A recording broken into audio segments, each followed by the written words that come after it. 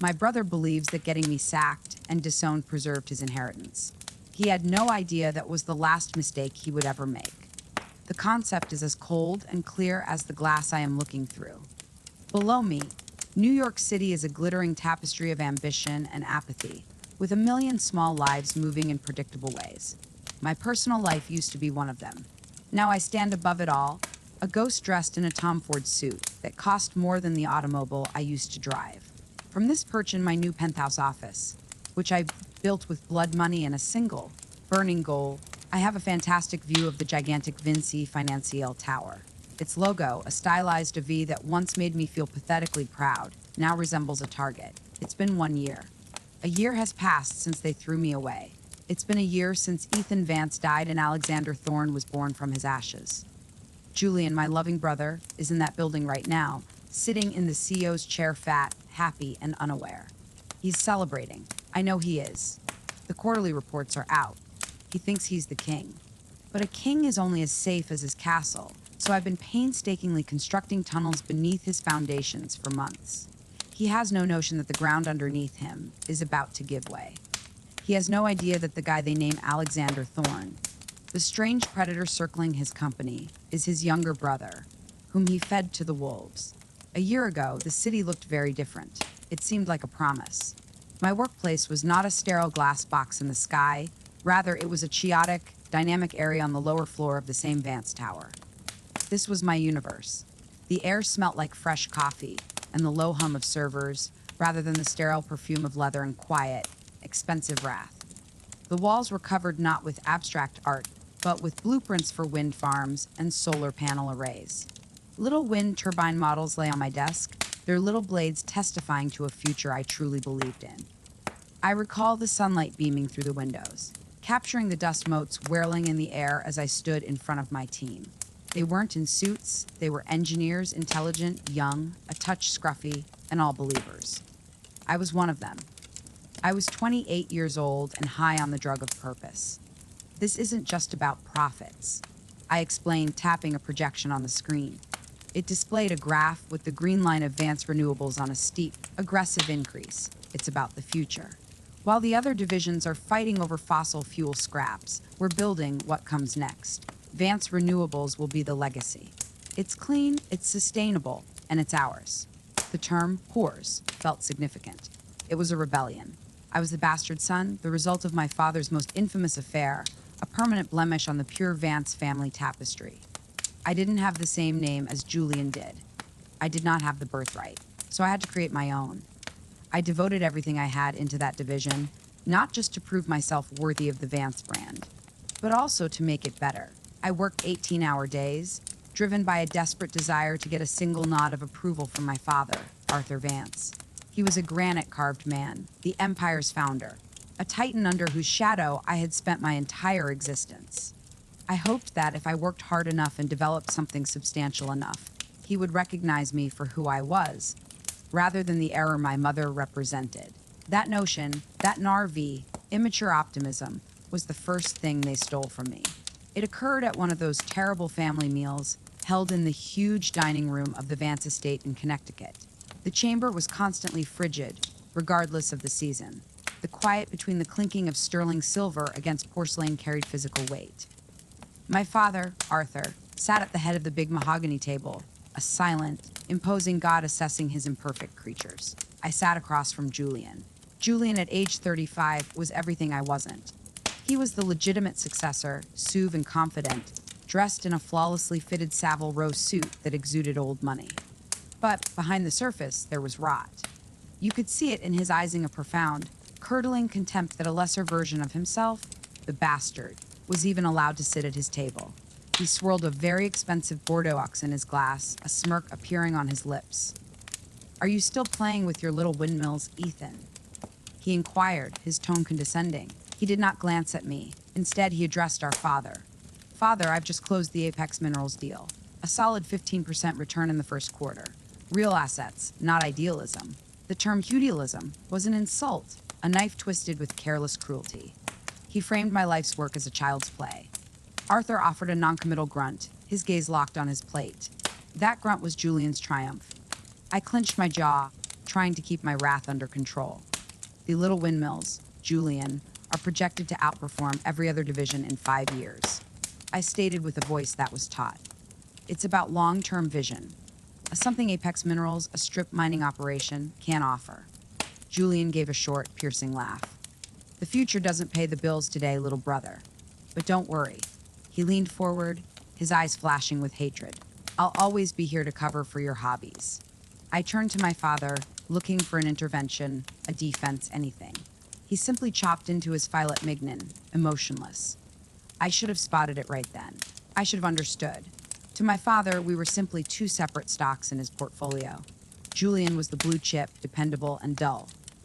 I was part of a high-risk, high-reward technology startup, and he was hedging. But I was an idiot. I still believed in the framework. I believed that merit would prevail, and that my triumph would finally be evident. I thought, despite all evidence to the contrary, that we were a family. A Julian would hang me with his rope of naive faith. When the betrayal occurred, it was more than just a modest shiv in the dark. It was a public execution.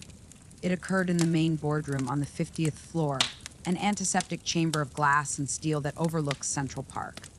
The air was thick with tension, the type that comes before a storm. I stood alone in the midst of the room, a defendant in a case where the verdict had already been reached.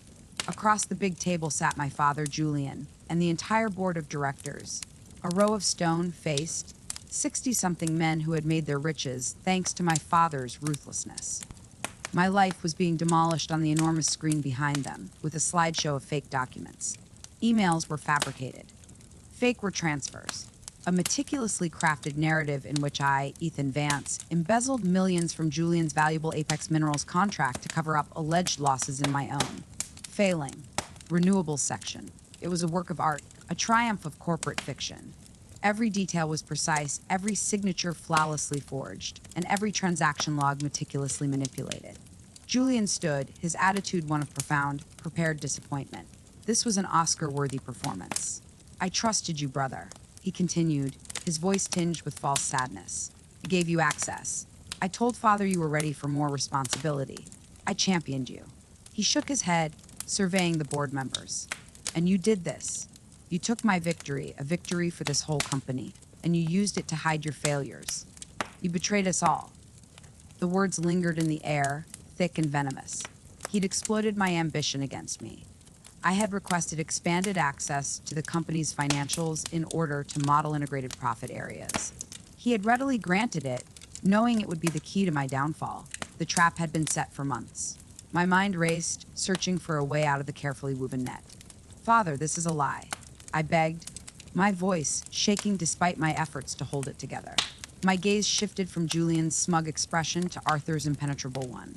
Julian set me up. The real data will prove it. Look at the server logs, the real one, the untouched backups. Arthur Vance did not flinch. He did not glance at me. He did not look at Julian. He examined the numbers on the screen, the red, damning figures representing the faked losses.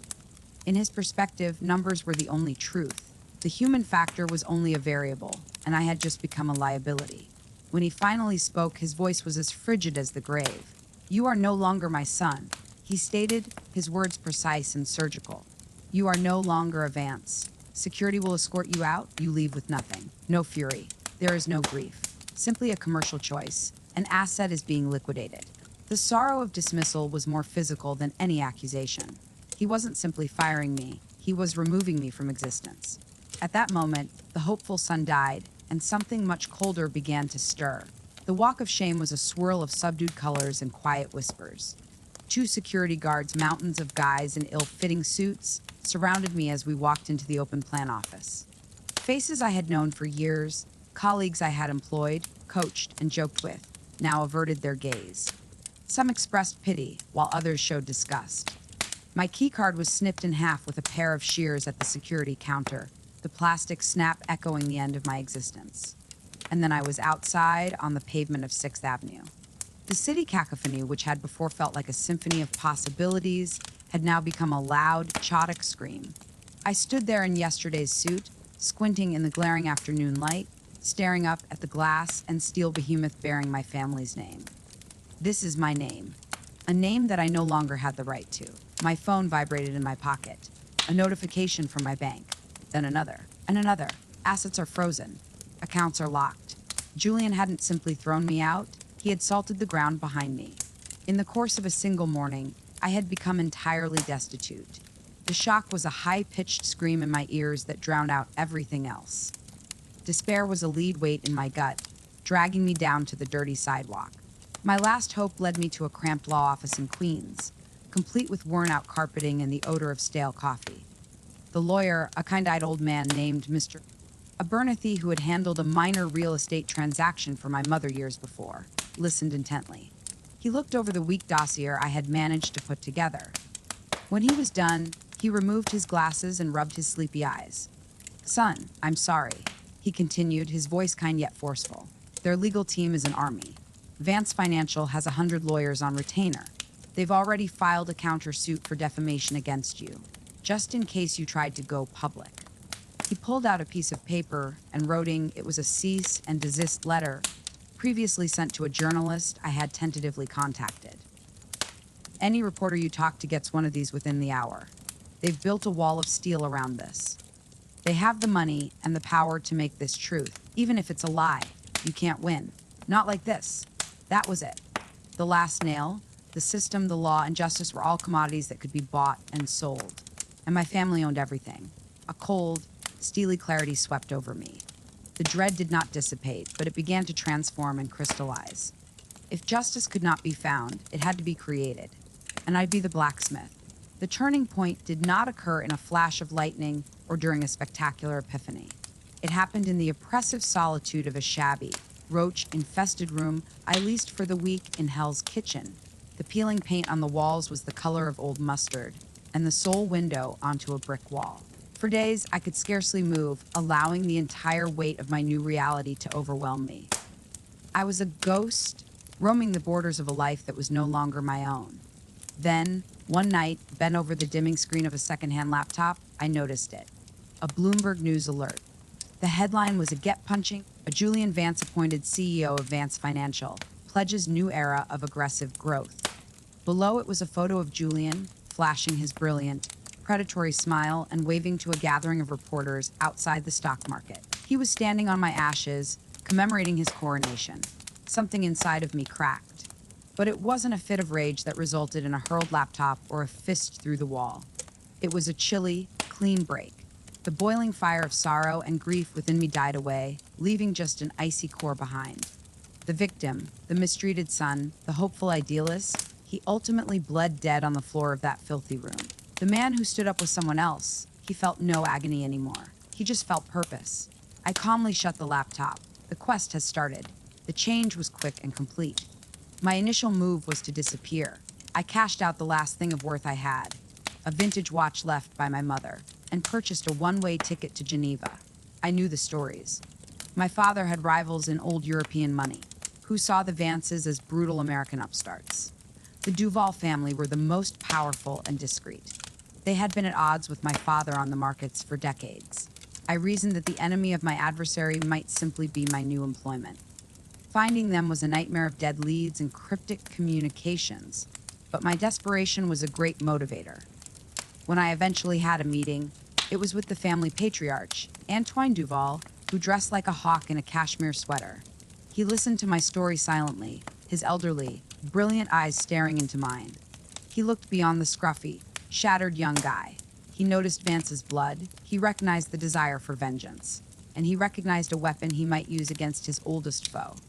"Revenge is a vulgar motivator, Mr. Vance," he'd stated with his clipped, aristocratic accent. "But it is an effective one.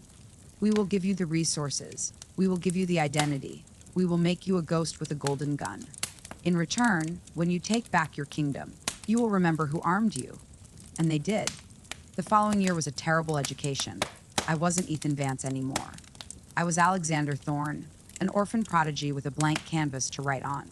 They dispatched me to London and Zurich. I studied economic warfare, not business administration. I learned how to manipulate markets using whispers and algorithms, how to stage hostile takeovers that looked like normal market corrections, and how to utilize psychology to turn a board of directors against their own CEO. I learned to cut all emotional links and look at individuals as assets or liabilities rather than souls. I gave up my idealism in favor of a killer's accuracy. The Duvals gave me a fortune to play with, a maze of offshore accounts and shell firms that rendered my new identity, Alexander Thorne, untraceable but undoubtedly strong. When I returned to New York, I was completely unrecognizable. Ethan Vance's eager, open countenance had disappeared, replaced by Alexander Thorne's severe, stoic mask. My stance changed, my speech was more careful, and my eyes were colder. I was a predator who had returned to his hunting grounds. My new office, with its view of the past, became my war chamber. One full wall was a sheet of glass with a spiderweb of information. Vance Financial's corporate structure, including full profiles of each board member's flaws, vices, and secret debts. Julian's vulnerability was his hubris. He was a gambler who believed he was an investment. I saw that in the data. He over-leveraged the company on hazardous enterprises like Apex Minerals, always looking for the next big headline to show he was better than his father. Caroline, my half-sister and a socialite on the board, was primarily concerned with the family's public image and the success of her high-profile charity events. The prospect of negative publicity could impact her choice. The board was made up of geriatric sycophants who had become comfortable and lethargic as a result of my father's iron-fisted success. They were a house of cards, built on a foundation of arrogance, just waiting for a strategic gust of wind. My plan wasn't just to destroy them. That would be too easy. It needed to be lyrical. I would utilize their world's tools, leverage depth, whispers, and betrayal to dismantle their empire piece by piece, right in front of their eyes. I started tiny. Through a series of dummy companies, I began shorting Vance Financial stock as a silent wager against their progress. Then I began leaking information, anonymous but verifiable recommendations to financial bloggers and second-tier journalists. Inconvenient truths, not unlawful. There have been whispers concerning Julian's mismanagement, overexposure to the Apex deal, and dwindling profit margins in their traditional businesses. It was just enough to plant the first seeds of mistrust and make the market uneasy. The first time I saw him again, my heart thumped against my ribs, a betraying reminder of the guy I once was. Caroline's flagship event was a spectacular charity banquet benefiting the Metropolitan Museum of Art. I was there as Alexander Thorne, the fascinating new guy on Wall Street who everyone wanted to meet. The ballroom was a sea of black ties and couture gowns, the air heavy with perfume and forced laughter. And then I noticed him holding court at the champagne fountain. Julian, he looked precisely the same, exuding the same arrogant arrogance. Caroline, always the social butterfly, invited me over for an introduction. Julian, darling, you must meet Mr. Alexander Thorne. He's just made a very generous donation, she told him. Julian turned and extended a hand. His eyes, the same cold blue as our father's, searched my face. For a horrifying second, I believed he saw it, a spark of recognition. But then it was gone, discarded. To him, I was just another wealthy individual to be assessed and labeled. Mr. Thorne, he said, his handshake firm but dismissive. I've been hearing your name everywhere. You're causing quite a stir on the street. I let a faint, frigid smile pass across my lips. I took a drink of champagne, keeping his stare over the glass's rim. Disruption creates opportunity, Mr. Vance, I murmured, my voice low and nearly purring. Something I'm sure a man of your ambition understands. I saw the flicker again. A slight sense of discomfort. He couldn't place me, but some basic part of him sensed danger. He was a lion who had recently detected a wolf in his territory. The remainder of the night, I could feel his gaze on me. I was treating on a razor's edge, and the rush was exhilarating. The terror had vanished, replaced by the cold, exciting certainty of the hunter closing in on his quarry. The seeds of mistrust I'd seeded started to blossom. The stock, long a source of stability, began a gradual, steady decline. Julian was driven insane by a gradual loss of confidence rather than a crash. I could see him in his office, my father's old office, pacing like a caged animal and yelling at his traders, unable to understand the source of the attack. He saw 100 distinct adversaries.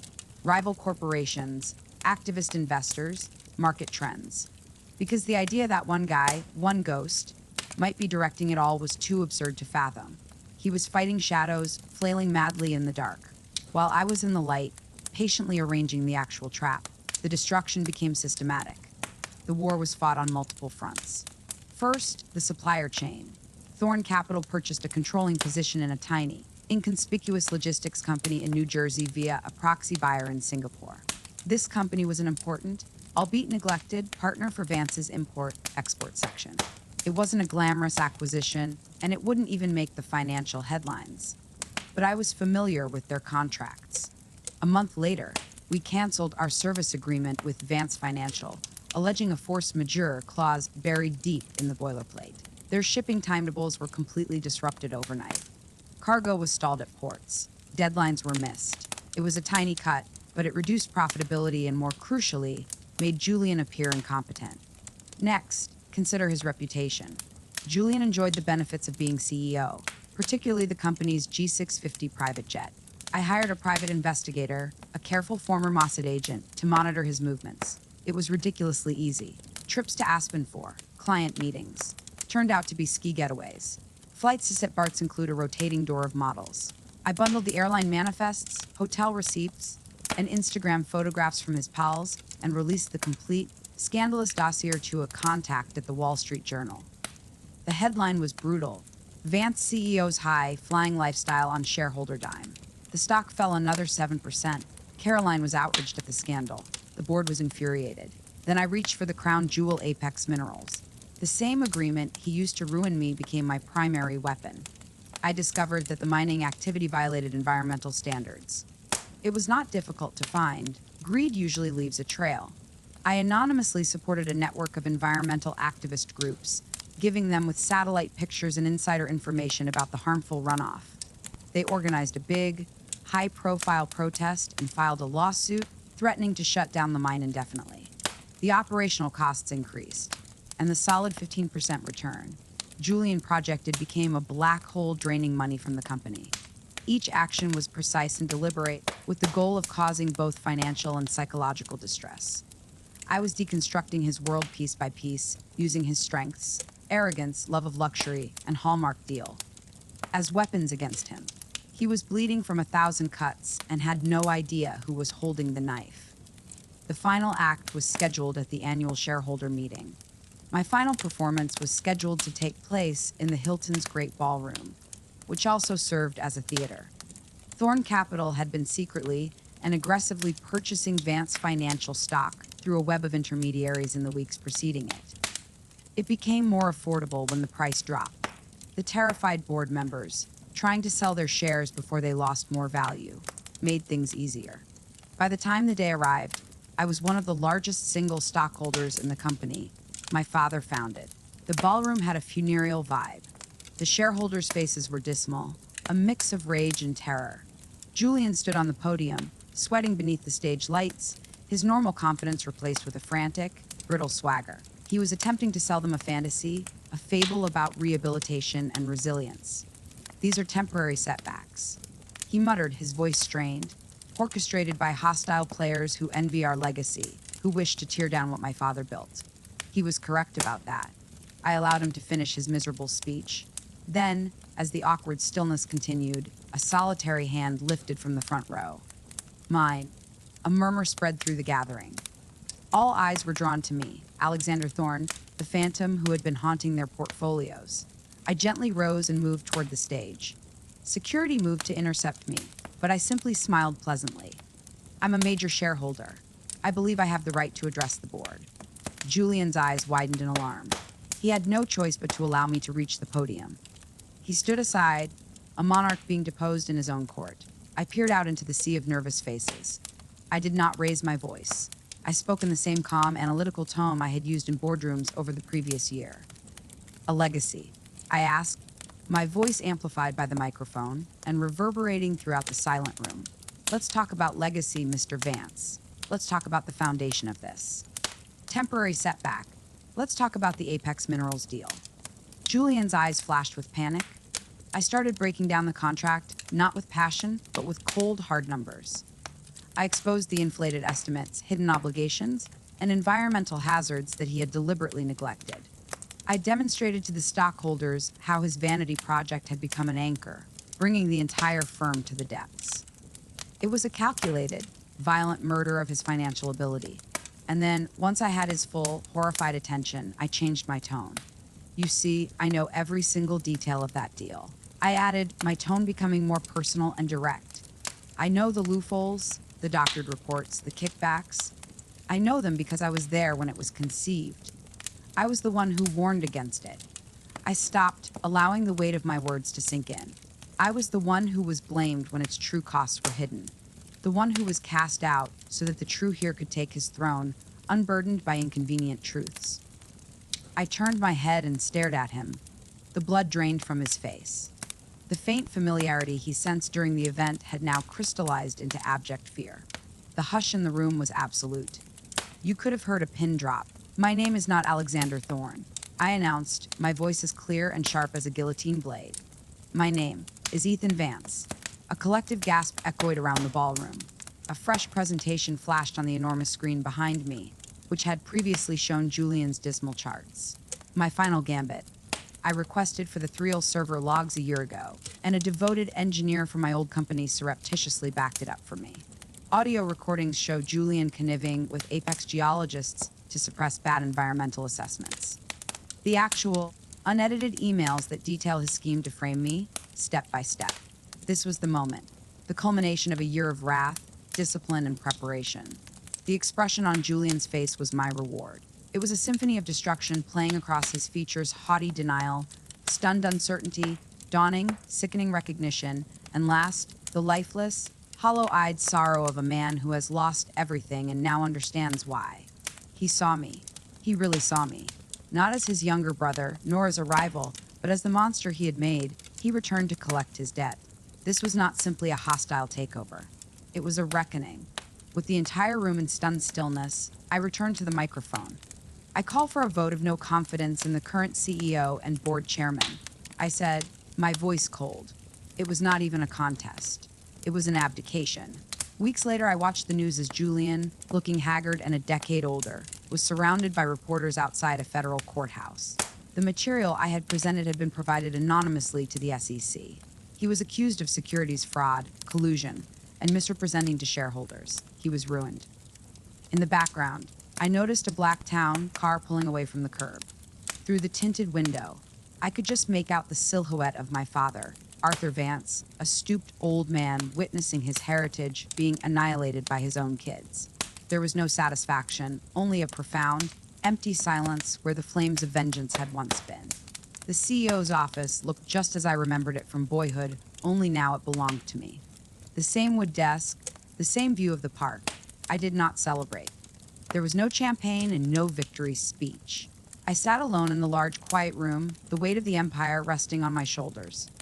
The vengeance was accomplished, but it had consumed what remained of the young, passionate man who had previously worked in this building. I had won the war, but the real battlefield was my own soul, which was damaged and empty. The victory tasted of ash. A quiet knock came on the door. Mr. Davies, our family's ancient and devoted lawyer, had been with my father since the beginning. He entered the room slowly, his face etched with wary despair. Your father foresaw this day, Ethan, he said, his voice dry as old parchment. He was a hard man, but not a blind one. He left this for you. He handed me a worn and sealed manila envelope. My name was written in my father's strict, angular handwriting. My hands trembled slightly when I opened it. Inside were 2 items. The first was a single, elaborate stock certificate. A golden share, which grants the holder complete, unbreakable control over the entire Vance conglomerate. The second letter was handwritten. I opened the thick paper and read what my father had written for me. I knew Julian's avarice would engulf both him and the company. He possessed the name, but not the strength. Exiling you was the cruelest thing I'd ever done, but it was the only way to forge you in the fire. A Vance must be strong enough to claim what is his. I couldn't give you the empire. You had to prove yourself worthy by snatching it from the son I gave it to. The empire is now yours. Not destroy, but rebuild. Don't fail me again. The letter slipped from my fingertips to the desk. A wave of nausea came over me. This wasn't just vengeance. It was a test. A final, monstrously harsh test from a father who could only express affection with brutality. He had not simply allowed my annihilation. He had organized it as a test to determine if I was strong enough to live and conquer. He had not saved me. He had not avenged me. He had used me. He'd used both of his sons as pawns in his big final game. I strolled to the floor-to-ceiling window, which I had peered through as Alexander Thorne a lifetime before. I clutched the golden share in my hand, the jagged edges cutting into my palm. The city below gleamed obliviously. I had it everything: the power, the corporation, a distorted, post-mortem version of my father's recognition, justice. However, I was absolutely alone on the summit, the air thin and frigid. My victory came at the expense of my humanity. They say that revenge is best served cold. However, they never tell you what happens when you are the only person remaining at the table. I turned away from the window and headed back to the desk. The fire was out. The ice persisted. The revenge was over. The rebuilding was about to start. And I'd do it alone.